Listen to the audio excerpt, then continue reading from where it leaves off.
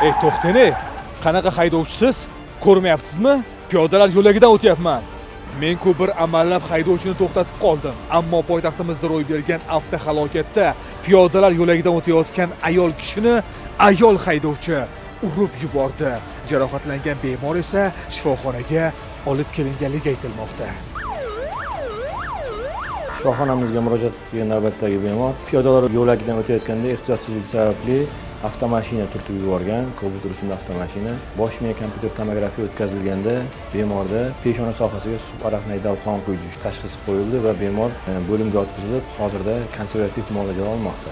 Shifokorning ma'lum qilishicha, bemorda bel, ensa va peshona sohasida katta teri ostida gematoma aniqlangan. Bemor hozirda kuzatuv va konservativ davo muolaja olmoqda. Dinamikada holatiga qarab tekshiruvlar o'tkaziladi. Agar zarurat bo'lsa, ushbu bemorda jarrohlik amaliyoti o'tkazilishi mumkin ekan. Haydovchilardan boshqaruv vaqtida qo'shimcha qurilmalardan, telefon vositalaridan foydalanmaslikni so'rab qolgan bo'lardik. Hurmatli haydovchilar, bu chiziqlar bekorga chizilmagan.